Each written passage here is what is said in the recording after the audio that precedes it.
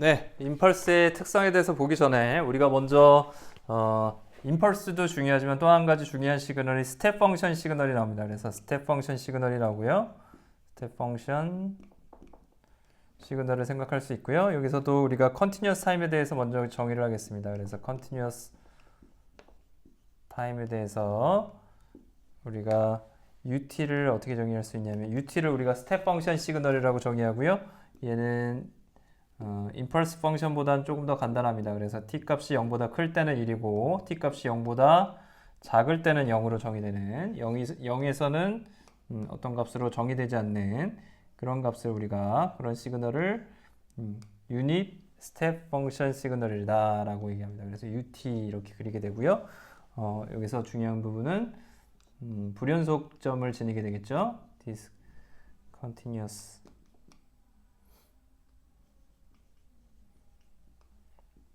t 값이 0인 지점에서는 불연속점을 가지게 되고요.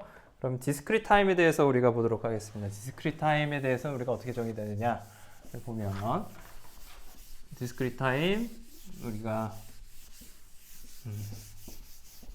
스텝 펑션 시그널을 보면 좀 더 간단합니다. 그냥 디스크리트 타임으로 우리가 샘플들을 보는 것이기 때문에 각각의 정수 인덱스에 대해서 볼 때 그 매그니튜드 값이 역시 0부터 1이 되는 그런 값으로 존재하게 되고요. 그래서 디스크리트 타임에 대해서는 타임일 때는 우리가 스텝 펑션 시그널을 이렇게 정의합니다. n 값이 우리가 un을 디스크리트 타임 시그널이라고 생각하면 1과 0이 되고요. 언제 n 값이 0보다 크거나 같을 때 n 값이 0보다 작을 때는 0 이렇게 정의합니다. 그래서 0을 기준으로 0, 1, 2, 마이너스 1, 마이너스 2다. 그러면 다 0이 되다가 0일 때 1이 되고요. 나머지 그거보다 더 클 때는 항상 1로 가지는 이런 시그널을 우리가 un이다. 유닛 스텝 펑션 시그널이다 라고 정의를 합니다. 그래서 우리가 한번 생각해 보죠. 그럼 예제 1.8을 한번 보시면 1.8을 보시면 xt 값이 라지 a에서 a 그리고 0 스몰 t 값이 여기서 0.5에서 그리고 스몰 t 값이 0.5보다 클 때는 0 이렇게 주어지는 스퀘어 펑션이 있다고 생각을 해보죠. 그러면 스몰 t에 대해서 xt는 어떻게 정의되는 거죠? 방금 전에 봤던 이렇게 정의가 되는 것이죠. 0.5를 기준으로 마이너스 0.5, 0.5를 기준으로 해서 얘가 0일 때 매그니튜드가 a로 주어지는 이런 스퀘어 펑션이 됩니다. 그렇죠? 이런 형태 계속 0이다가 a가 됐다가 0이 되는 이런 시그널이죠. 이런 시그널을 이제 우리가 어떻게 표현할 수 있느냐? 얘를 어떻게 표현할 수 있다는 얘기예요? 방금 전에 봤던 이런 유닛 스텝 펑션 시그널에 의해서 정의할 수 있다는 거죠. 물론 여기는 지금 마이너스 0.5에서 정의가 안 되는 구간이죠. 디스컨티뉴어스한 구간입니다. 그걸 그냥 이렇게 그렸고요.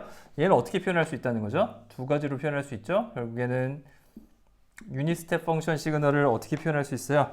여기서부터 여기까지 이렇게 여기 0을 기준으로 해서 스텝 펑션 시그널이 만들어지는 거를 왼쪽으로 0.5만큼 이동시킨 것이죠. 그런 시그널, 즉 이런 시그널 마이너스 0.5에서 이렇게 a를 기준으로 해서 이런 유닛 스텝 펑션 시그널, 그렇죠? 거기서 뭘 빼주면 됩니까? 0.5만큼 시프트한 시그널. 그래서 t 0.5만큼 유닛 스텝 펑션 시그널을 시프트해서 물론 매그니튜드는 a가 되겠고요. 이렇게 시프트한 시그널을 빼주면 되겠죠. 그럼 뭐가 됩니까? 이 시그널이 나오게 되겠죠. 얘는 얘 마이너스 얘 이렇게 해주면 되겠죠. 맞습니까? 그러면 어떻게 되죠? 이 시그널을 우리가 뭐라고 할 수 있어요? 얘는 매그니튜드는 a고 그리고 t 플러스 0.5 해야지 왼쪽으로 0.5만큼 시프트가 되겠죠. 맞죠? 얘는 어떻게 되는 거예요? 유닛 스텝 펑션 시그널에 a만큼 매그니튜드 스케일링을 해주고 0.5만큼 마이너스 해주면 우리가 시간축에서 오른쪽으로 이동이 되겠죠. 그 두 개를 빼준 시그널, 그게 뭐가 됩니까? 결과적으로 이렇게 되겠죠. 얘는 지금 뭐가 되는 거예요? 얘는 A, 결국엔 요 수식 그대로 이렇게 나오게 된다는 거죠. 얘는 얘고요. 얘는 우리가 이렇게 표현해 줄 수 있어요. AU t 플러스 0.5에 마이너스 AU t 마이너스 0.5 이렇게 된다 이것이죠. 됐습니까? 이게 xt고요. 얘가 xt고 얘가 되겠죠. 시그널이 될 것입니다. 이해되시죠? 네, 그래서 우리가 신호의 연산을 통해서 유닛 펑션 시그널 이용해서 우리가 방금 봤듯이 스퀘어 펑션 형태의 펑션을 만들 수 있었다라는 얘기고요. 그럼 이제 우리가 임펄스 펑션이랑 스텝 펑션이랑 관계를 우리가 보도록 하겠습니다. 그 관계가 있는데요. 스텝 펑션 시그널을 봤으니까 두 개를 어떻게 표현할 수 있는가? 두 개 사이에 관계가 있습니다. 임펄스 펑션과 유닛 스텝 펑션 UT의 관계는 어떻게 설정할 수 있느냐? 한번 생각해 보시죠. 여기서 0을 기준으로 했을 때 임펄스가 되고요. 다시 0이 됩니다. 0값보다 커질 때 0이 되고요. 여기서 컨티뉴어스 타임에서 보면 계속 0이다가 1로 증가했다가 급격히 증가했다가 계속 또 0입니다. 뭐가 그렇죠? 유닛 스텝 펑션의 기울기를 보시면 계속 0이죠. 계속 0이다가 0을 지점으로 해서 어떻게 되죠? 기울기가 얼마예요? 기울기가 무한대죠. 그렇죠. 0인 지점에서 갑자기 도약하면서 기울기가 무한대가 됩니다. 그리고 0을 지나서는 다시 기울기가 얼마가 되죠? 0이 되죠. 그래서 유닛 스텝 펑션 시그널의 기울기를 구하면 결국엔 임펄스 펑션이 만들어지겠죠. 기울기를 우리가 뭐라고 하죠? 그 시그널의 도함수라고 얘기를 합니다. 그래서 임펄스 펑션을 결과적으로 어떻게 구할 수 있냐면 시간 t에 대해서 유닛 스텝 펑션 시그널을 우리가 어떻게 주면 되죠? 미분해주면 우리가 얻을 수가 있습니다. 미분해주면 얻을 수 있다는 것을 우리가 확인할 수가 있죠. 됐습니까? 네, 그럼 거꾸로 UT는 임펄스에서 어떻게 얻을 수 있을까요? 우리가 마이너스 무한대에서부터 어떤 t 지점까지 적분을 해준다고 하면 계속 0이 되죠. 아무리 계속 다 적분을 해줘봤자 0이 됩니다. 마이너스 무한대에서부터 이 지점까지 0이 되다가 0을 딱 지나자마자 어떻게 돼요? 면적이 마이너스 무한대에서부터 0을 지난 t 지점까지 적분을 해주면 어떻게 되죠? 면적이 1이 되죠. 0을 지나자마자 1이 돼서 그 이후에는 계속 적분을 해줘봤자 어떻게 돼요?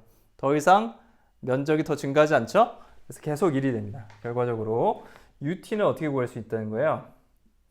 UT는 거꾸로 임펄스 펑션에서부터 우리가 구할 수 있는데요. 그거는 마이너스 무한대에서부터 어떤 t 지점까지 적분을 해주는데 UT 대신에 이제 여기 그 적분되는 그 들어가는 상수 값이 이제 t로 들어가니까 우리가 얘는 다른 변수 타우로 나오죠. d 타우라고 하면 타우 변수로 바꿔주면 이런 관계를 만족하겠죠. 어떤 u 타우 축으로 바꿔줬을 때 이 값에서 어떤 지점까지를 t라고 했을 때 t 값이 0보다 딱 커지는 지점에 0보다 딱 커지는 지점에서 1로 도약하겠죠. 면적이 도약하게 됩니다. 그래서 이런 결과들을 우리가 이 두 개의 관계를 여러분들 잘 기억을 해둬야 될 것이고요. 얘를 우리가 그림으로 한번 보면 앞에서 얘기했던 것처럼 임펄스가 굉장히 까다롭잖아요. 매그니튜드가 무한대고 밑변의 그 면적이 아니죠. 길이가 0이죠. 0. 그렇죠? 그리고 굉장히 까다로운 부분이었기 때문에 우리가 어떻게 해줬죠? 이런 델타 t를 가지고 우리가 표현을 해줬죠. 그것과 유사하게 우리가 델타 t 대신에 u 델타 t라는 그래프를 한번 생각을 해보죠. u 델타 t를 생각해 보면 u 델타 t는 어떤 0을 기준으로 했을 때 어떤 급격하게 도약하는 것이 아니라요. 라지 델타의 길이만큼 점차적으로 증가하는 구간을 가지는 그런 그래프를 우리가 그런 스텝 펑션을 우리가 u 델타 t라고 하겠습니다. 이렇게 표현해 볼게요. 이걸 우리가 뭐라고 하냐면 u 델타 t라고 해보죠. 델타 t 이렇게 표현을 해보죠. 그럼 델타 값이 이 값은 당연히 1이고요. 이때 이 값은 1이 되는 것이고요. 이 값은 1이라고 해보죠. 그럼 라지 델타 값이 0으로 가게 되면 어떻게 되는 거예요? 정확하게 우리가 원하는 continuous time 유닛 스텝 펑션 시그널이 되겠죠. 맞습니까? 그렇게 보이죠? 그러면 그것과 뭐와 비교하면 되는 거죠? 뭐와 우리가 비주얼라이제이션 하기 위해서 뭘 이용해 주면 되죠? 델타 델타의 t를 그려보죠. 델타 델타의 t를 생각해 보면 이 값은 결과적으로 어떻게 그려지죠? 밑변의 길이가 라지 델타고요. 라지 델타를 가지고요. 지금 0일 때 우리가 높이를 어떻게 놔요? 높이를 델타분의 1로 놨었죠. 델타분의 1. 즉 면적이 얼마라고요? 면적이 1인 그런 놈이죠. 그런 놈에 대해서 두 개를 비교하면 어떻죠? 정확하게 우리가 디스컨티뉴어스한 구간이 없죠. 여기서. 그렇기 때문에 미분적분이 가능해집니다. 사실 여기서는 어떻게 되는 거예요? UT에서는 0에서 디스컨티뉴어스하기 때문에 우리가 미분을 정의할 수가 없는 거잖아요. 사실. 그렇죠? 그래서 얘는 실질적으로 우리가 수학에서 미분의 정의를 가지고 하면 이런 표현 방법은 맞지가 않습니다. 하지만 우리가 시노미 시스템에선 얘가 도약하는 값으로 무한대의 기울기를 가지기 때문에 얘를 이렇게 정의할 수 있다라고 하는 거예요. 이런 관계가 있다고 하는 거죠. 그래서 이렇게 정의를 해주면 어떻게 돼요? 이제 U 델타 T와 델타 델타 T가 서로 이런 관계가 있는 게 확인할 수가 있습니다. 정확하게 얘는 미분 적분이 가능하고요. 마이너스 무한대에서부터 T까지 우리가 임펄스 펑션을 임펄스 델타 T를 우리가 적분해주면 여기서 타우로 바꿔줘야겠죠? 여기 T가 쓰였으니까 타우, D타우 이렇게 해주면 이 놈을 마이너스 무한대에서부터 어떤 T 지점까지 적분을 해주면 마이너스 2분의 델타죠? 마이너스 2분의 델타 지점부터 시작해가지고 점점 리니어하게 증가해서 전체 면적이 1인 놈이 만들어지겠죠. 어디서? 2분의 델타에서.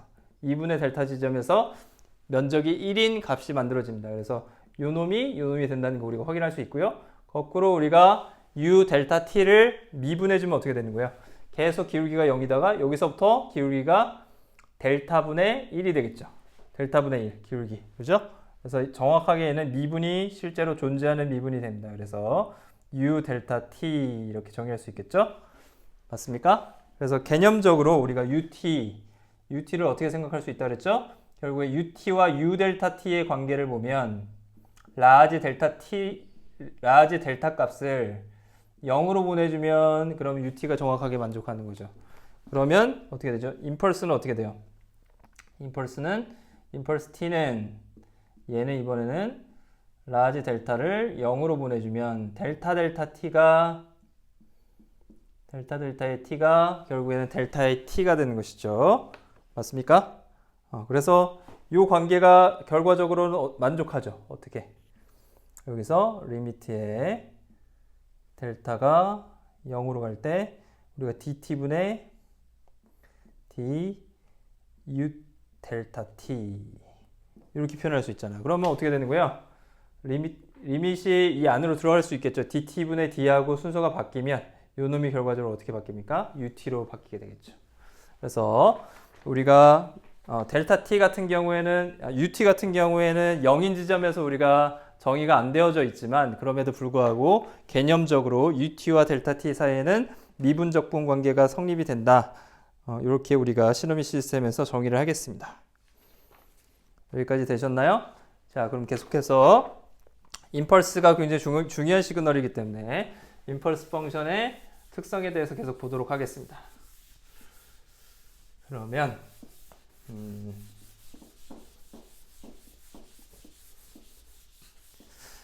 그 다음 나오는 임펄스 펑션의 특성이 이븐 펑션 프로퍼티라는 것이 나옵니다. 그래서 임펄스 펑션은 앞에서 정의된 바와 같이 우함수 시그널이 되겠죠. 당연히 0을 기준으로 해서만 값을 가지기 때문에 y축에 대해서 대칭입니다. 그래서 이븐 펑션 프로퍼티를 가지고요.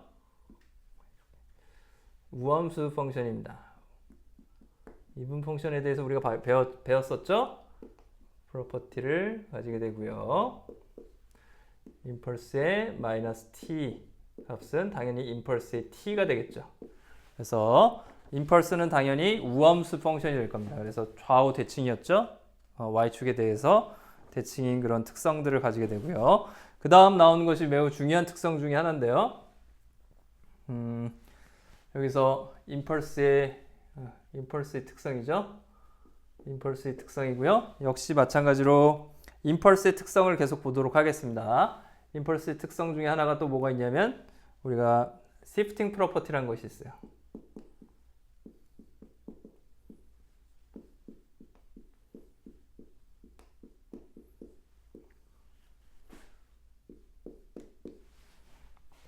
이건 뭐냐면 만약에 xt가 연속이다. 어떤 t0 지점에서 연속이다 라고 정의가 됐다고 합시다. 그럼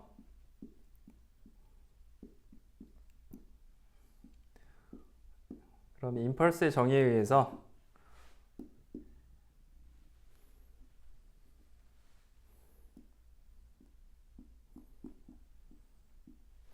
임펄스의 정의가 뭐였죠? 임펄스의 정의 이게 뭐였죠? 결국에는 0 빼고는 다 0인 지점 빼고는 다 0인 거 그죠? t equal 0인 지점을 빼고는 제외하고는 모두 0인 거 그리고 면적이 적분했을 때 유닛 에리어를 가진 거 1인 거 면적이 1인 거 그 두 가지였죠. 그거에 의해서 우리는 어떻게 생각할 수 있냐면 어떤 xt를 어떻게 생각할 수 있냐면 xt에 어떤 임펄스의 t를 t0만큼 이동을 했어요. 그리고 t0 값에서 xt가 연속이라고 했죠. 연속일 경우에는 이 값을 시간 t에 대해서 적분을 해주면 뭐가 나오는 거예요? 뭐가 나오게 되냐면 xt에 t0를 넣은 값이 나오게 됩니다. xt에서 xt0 값을 넣은 값이 나오게 돼요. 그래서 xt라는 시그널이 이렇게 있을 때 xt라는 시그널이 있을 때 t0의 값을 샘플링하고 싶다, 뽑아내고 싶다 하면 어떻게 생각할 수 있어요? 임펄스를 t0만큼 이동시키고 두 개를 곱해서 적분해주면 xt0가 값이 나오게 됩니다. 그래서 얘를 우리가 시프팅 프로퍼티라는 건 뭐냐면 시프트라는 건 뭐냐면 채로 거른다 그런 뜻이에요. 그래서 우리가 원하는 지점의 값만 쏙 뽑아내는 거죠. t0의 값만 뽑아내는 거. 어떤 시그널에서 그걸 우리가 시프팅 프로퍼티라고 합니다. 임펄스가 그런 특성을 가지고 있고요. 그래서 우리가 임펄스를 이용해서 어떤 값을 이렇게 뽑아낼 수 있어요. 특정한 값을 value of xt의 t0의 값을 뽑아낼 수가 있습니다. t 값이 t0일 때 이런 값을 뽑아내는 걸 우리가 shift out 한다고 하고요. 그 값을 채로 걸러서 뽑아내는 것이죠. 그걸 우리가 임펄스가 가지고 있는 shifting 프로퍼티다 라고 얘기를 합니다. 굉장히 중요한 특성이고요. 이걸 이용해서 우리가 샘플링을 결국에는 할 수 있는 것이죠. 어떤 값에서 t 값이 t0일 때 특정한 주기를 가지고 이 xt의 그 값을 뽑아내는 걸 우리가 원하는 거죠. 그걸 하기를 원하는데요. 그래서 우리가 계속해서 시프팅 프로퍼티를 살펴보면 요거를 우리가 그림으로 그려보면 이렇게 생각할 수 있어요. 어떤 t에 대해서 우리가 어떤 xt가 존재한다고 생각을 해보시죠. xt가 이런 continuous time 시그널이 존재한다고 생각을 해보겠습니다.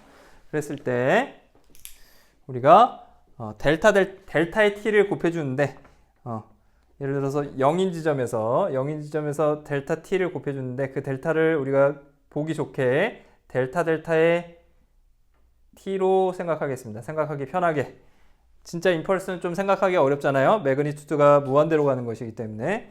그래서 얘는 어떻게 그려진다 그래? 정의가 뭐였죠? 정의하기 나름인데 중요한 건 다르게 정의할 수도 있죠. 근데 얘를 이렇게 정의했어요. 요 넓이는 요 길이는 델타 이렇게 주어진다고 우리가 정의를 했습니다. 그리고 여기가 0인 지점이라고 정의를 했고요. 이렇게 주어지는 xt에 대해서 그러면 두 개의 값을 곱해주면 어떻게 되죠?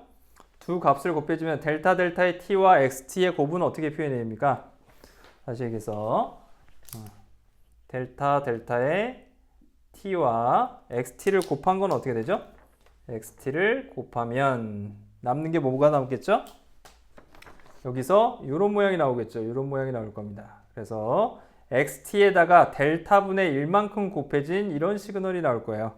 결과적으로 주어지는 값은 뭐냐면 0을 기준점으로 해서 0을 기준으로 해서 밑변의 길이는 델타분의 1이고요. 델타고요. 델타분의 1이 아니라 델타고요. 그리고 이런 모양으로 해서 그래서 어떻게 되죠?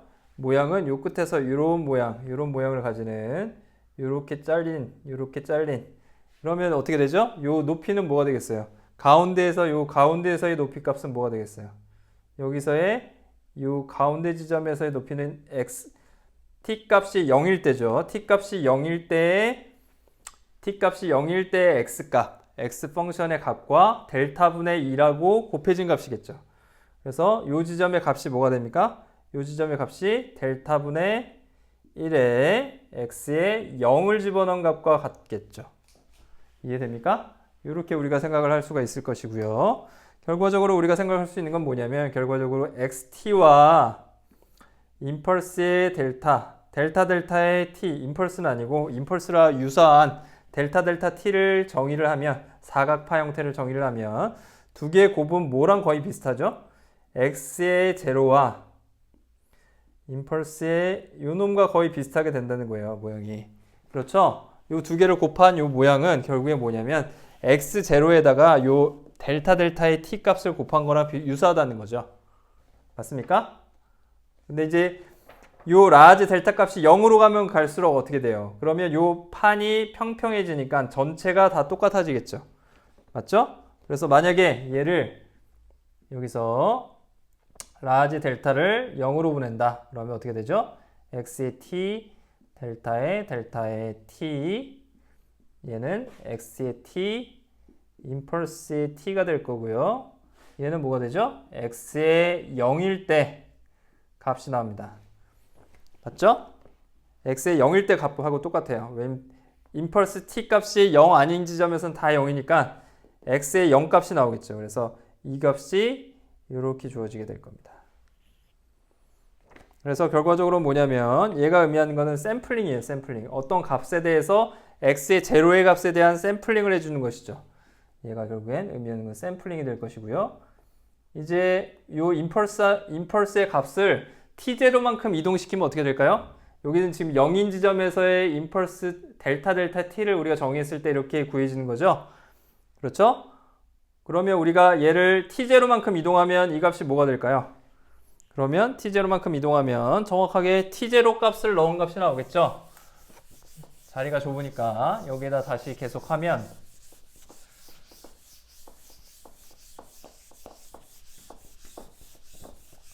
우리가 델타의 t를 곱해주는 것이 아니라 xt에 임펄스에 t-t0를 넣어주면 어떻게 돼요? t0만큼 이동한 지점이죠.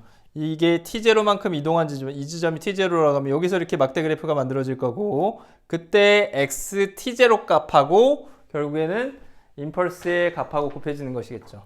그래서 이 값이 의미하는 바는 결국에 뭐가 되냐면 x의 t0일 때 값하고 똑같아지겠죠. 왜냐하면 t0일 때만 0이 아니고 나머지는 다 0이니까. 그러니까 이 전체 시그널에서 xt0의 값만 상수처럼 나오는 거죠. 얘는 상수죠. 얘는 t에 대한 시그널이고 얘는 상수죠. 시간 t에 대해서. 그래서 임펄스의 그냥 상수배가 돼버리죠. 이해됩니까? 이렇게 정리가 됩니다. 그래서 시프팅 프로퍼티를 이제 우리가 정의할 수 있어요. 저기서 나왔던 두 개 여기 임펄스를 곱해가지고 적분해주면 저 값이 저렇게 튀어나오는 거. 샘플링한 값이 상수로 튀어나오는 부분에 대해서 우리가 정의할 수가 있습니다. 왜냐하면 xt에 대해서 우리가 임펄스의 t-t0만큼 곱하고 시간 t에 대해서 적분해주면 두 개를 곱한 값은 뭐랑 같았어요?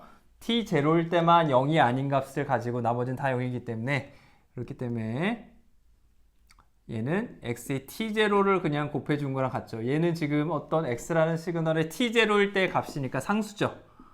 그래서 시간 t에 대해서 임펄스의 상수배가 됩니다. 이렇게 되죠. 그럼 이제 어떻게 돼요? xt0는 t에 대해서 상수니까 여기 인테그랄 밖으로 나오겠죠? 그래서 이 t0에 마이너스 무한대에서부터 무한대까지 임펄스의 t-t0 dt 이렇게 표현할 수 있을 겁니다. 됐죠?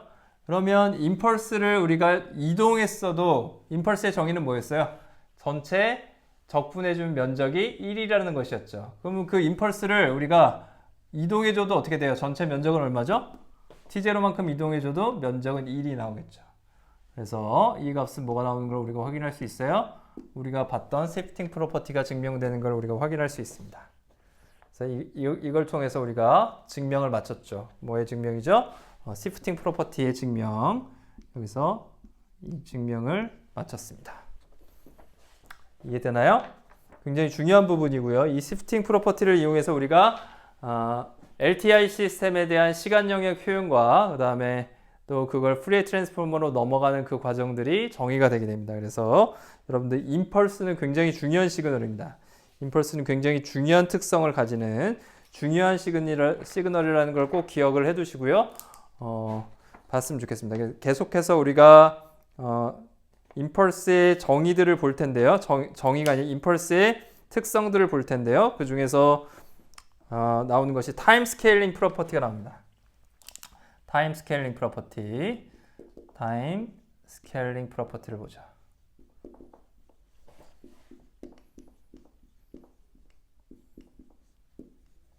임펄스 t에 대한 계속 특성들을 보고 있습니다. 중요하기 때문에 어떤 AT 임펄스에다가 시간 t에다가 타임 스케일링을 해줬어요. 매그니튜드 스케일링이 아니라 상수배를 해줬죠. 시간에다가 상수배를 해줬습니다. 그러면 얘를 어떻게 표현할 수 있냐면 임펄스 t에다가 매그니튜드 스케일링으로 바뀝니다. 역수의 매그니튜드 스케일링으로 이 값이 주어져요. 특히 a 값이 0보다 클 때 그렇습니다. 이거 한번 보죠. 우리가 증명을 해보면 항상 우리가 임펄스에 관해서 증명할 때는 델타의 t를 우리가 정의합니다. 그래서 사각파 형태로 우리가 임펄스를 먼저 면적이 1인 사각파를 우리가 놓고요. 델타에 AT 이 두 개를 비교를 하면 되겠죠. 그래서 라지 델타 값을 0에 가깝게 하면 임펄스가 각각 만들어지겠죠. 자, 그럼 한번 생각을 해봅시다. 델타에 델타 t가 있어요. 역시 앞에서 우리가 정의했던 바대로 우리가 어떤 델타의 t를 생각을 해봅시다. 얘가 델타의 t라고 합시다. 델타의 t가 존재하고요. 0을 기준으로 해서 이거의 길이가 라지 델타고 요거의 높이가 델타분의 1이에요. 델타분의 1입니다. 이런 면적이 1인 결과적으로 면적이 얼마죠? 요놈의 면적은 1이죠? 델타 곱하기 델타분의 1하니까 이 사각형 형태의 면적은 1입니다. 그래서 라지 델타 값이 0으로 가면 어떻게 되죠?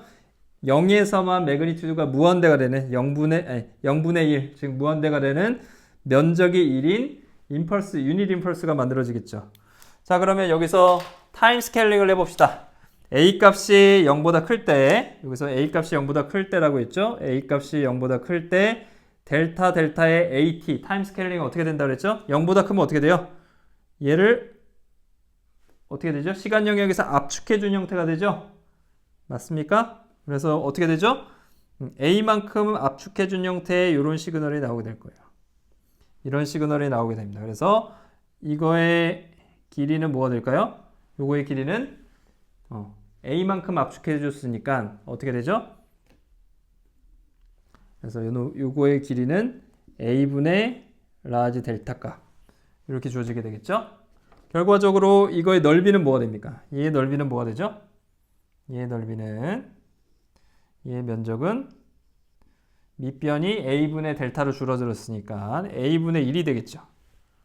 맞죠? 이해되시나요? 자, 이제 면적이 A분의 1로 줄어들었어요. 얘 검정색의 면적은 1이고요. 파란색 스퀘어 펑션의 면적은 A분의 1입니다. A분의 1인데 이제 동일하게 라지 델타 값을 0으로 만들게요. 그러면 검정색도 밑변이 0으로 가고요. 파란색도 밑변이 0으로 가고요. 높이는 둘 다 어떻게 돼요? 매그니튜드 값이 무한대로 가죠.